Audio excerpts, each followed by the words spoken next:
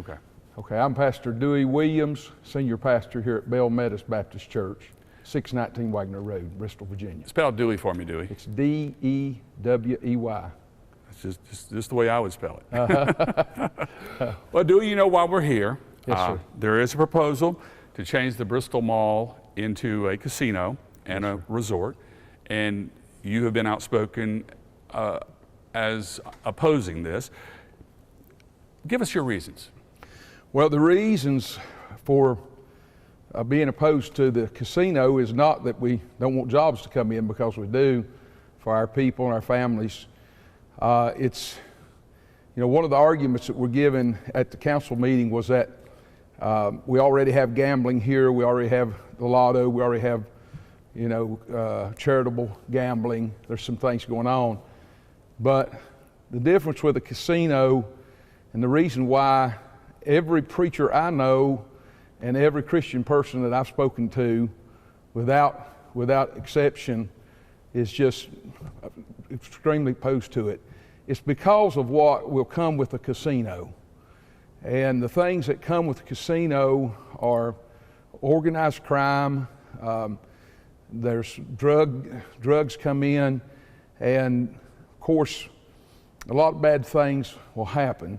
This is not something that I want my people to be a part of. I don't want them working in this. I don't want my church members working gaming tables and serving drinks to people. I certainly wouldn't want my children doing this. I wouldn't want my grandchildren. It would break my heart. And I believe that, you know, we could come up with a whole lot better solution for the problems we have, which I know they have the problem with the falls, but that was done without the consent of the people, and now they're doing something else without the consent of the people. So the aftermath of this, in all the studies and anywhere you study about casinos, crime comes up, divorce rate comes up, bankruptcies go out the top, people lose everything. Then there's organized crime and gangs come in, drugs come in, and in essence, you lose your city. You lose your city to an element that we don't want. I don't want that. I don't want to live in a city with that kind of element. I've read the report that the consultants in Richmond put together when they studied this, and they do promise to bring in a lot of jobs, and not just a lot of jobs, but well-paying jobs. $46,000 average salary versus Bristol, Virginia right now at $30,000. You mentioned the falls. The city of Bristol, Virginia is this close to, you know, bankruptcy, which would mean the end of the city. It is a desperate time for Bristol, Virginia, and this does seem to be a possible solution. Is there any acceptable way for you to agree to this idea? Well, you know, there's not anything about this to me that's honoring. I mean, in essence, we're going to bring people in here, and in most cases, I know the high rollers, they want the high rollers to come in, but you're competing with Las Vegas and Reno and Atlantic City, and to have the high rollers, you've got to provide for the high rollers what they want, whether it's moral or not. And to think that you can, you know, the idea we can control this and it's not going to be a problem, we're not going to have, you know, the problems and the crime. And of course, the congestion, you know, will be, my feelings is, why not go family oriented, put a resort, put a water park in the mall, you know, let's develop some of the natural resources we have. We have some of the greatest natural resources. We have some things here in this area that are world class that people have never seen. Abrams Falls and the channels of Virginia, the Creeper Trail, the Mendota Trail. There are some things that are world class that could be developed if there was, you know, I mean, if it was more like Branson, Missouri, with clean entertainment, family entertainment, those kind of things we wouldn't fight, we wouldn't oppose. But the problem with this is everything that connected to it is not going to be good for our people. I don't think anybody would really be proud to go and see their children working in a casino. I really don't. Even the people that are, you know, investing the money. So if we could take that money, invest it in manufacturing jobs, bring a plant in here to do something, anything like that. Even what they were talking about before at the mall, you know, which I'm not crazy about that, but there wouldn't be opposition to it. But there's going to be opposition to this. We're going to, you know, we're going to fight this thing. We're going to do a full court press on it. It's not going to be, they're just not going to slip it through. It's not going to be that easy. Have you talked to the developers of this plan at all? I'd like to. I would like to. I would like to sit down with them. I've actually put a call in to someone that I thought could maybe let me sit down with them and just, I don't think they realize the kind of opposition there's going to be. But in a few weeks, I think people will be amazed at the opposition. This is going to bring people together in Bristol in the church world who've never been together because we differ on a lot of things. But maybe we're at extreme odds on doctrinal things, but on this moral issue, this is a moral issue. We see it as a moral issue. We're together, you know, on it. Do you think the people that are bringing this idea forward are bad people? I'm not saying that. I just don't think that I don't think the city council that voted for this, I don't think they did what the people wanted to do. And I don't believe the investors in this maybe realize how much opposition there is to it. If they do, and they will go a different direction, and I said at the meeting, I would commend them. I write a letter in the paper and commend them. But if this comes in, what I said down there, if this comes in, we really will have to take our sign down in Bristol because it won't be a good place to live. It will be a dangerous place to live. And there's no way that they can control what is going to come. It's not happened yet in anywhere where there's been a casino. And why do they think they can do that here?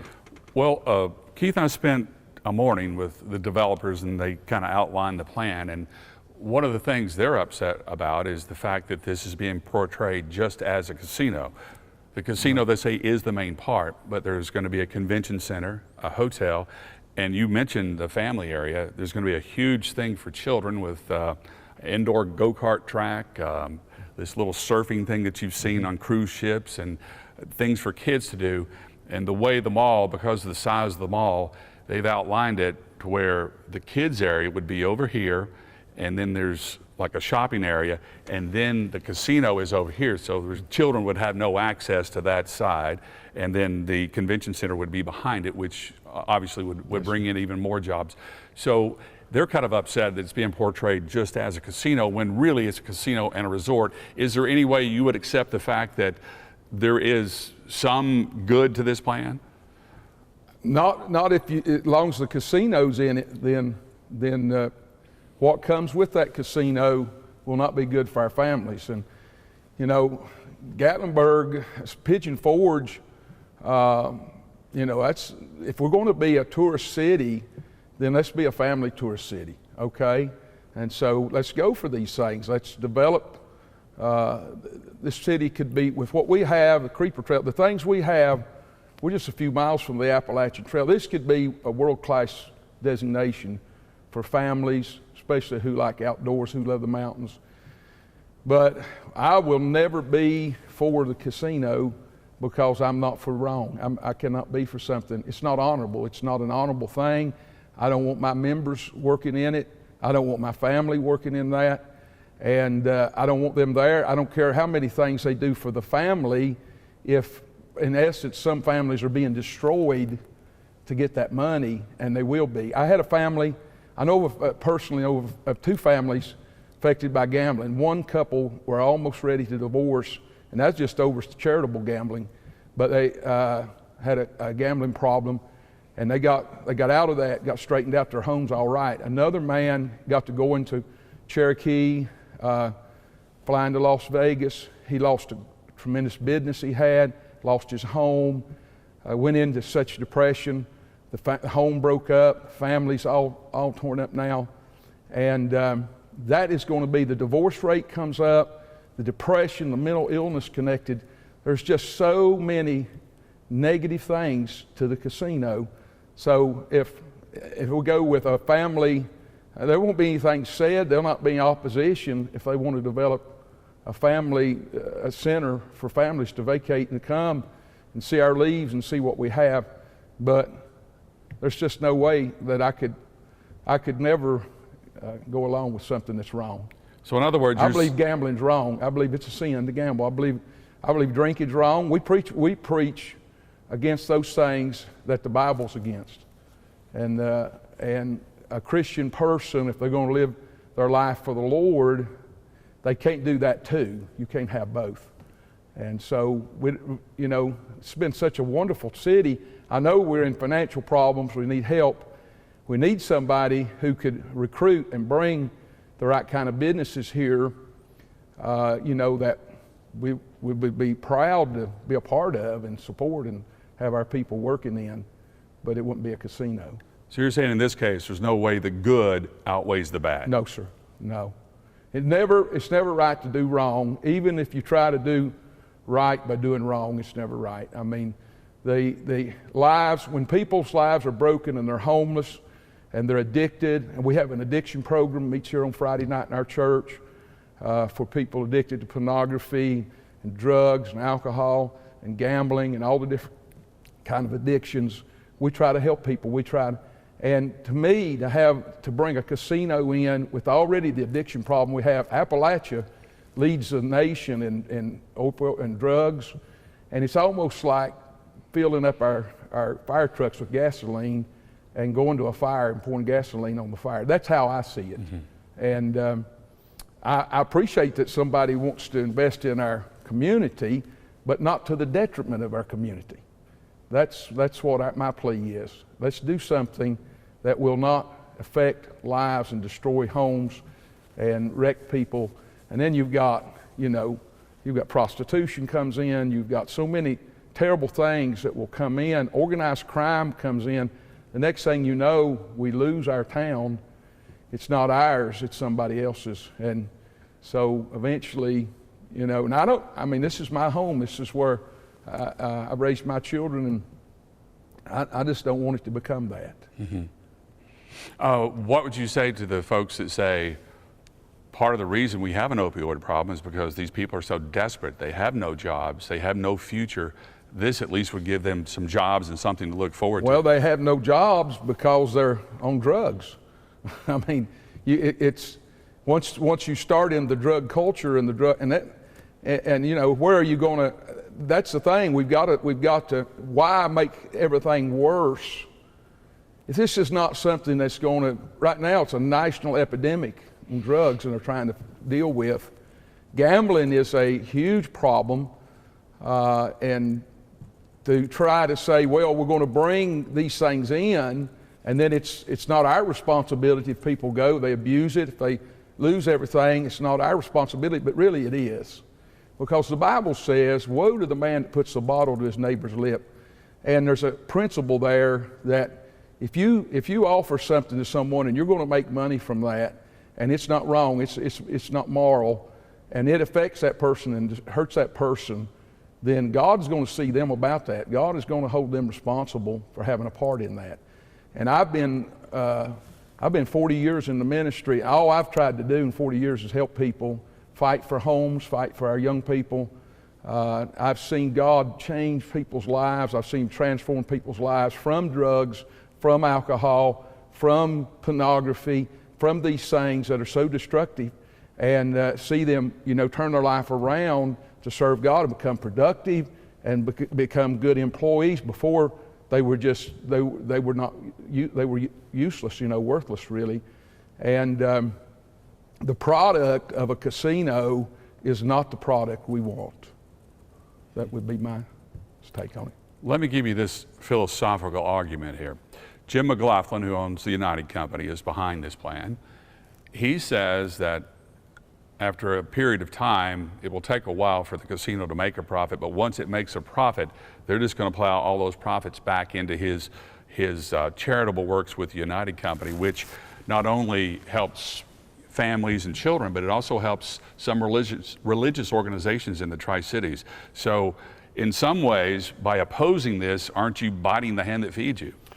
Well, not really, because I cannot I really don't want to operate our church off of gambling money. I wouldn't want our people to work there and bring tithes from that.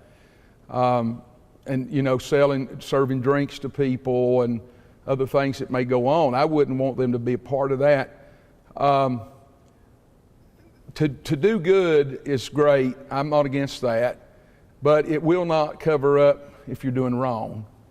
And I just don't understand if he really wants the welfare of our community, why not go a way that we can all get behind it, that we can be positive about it.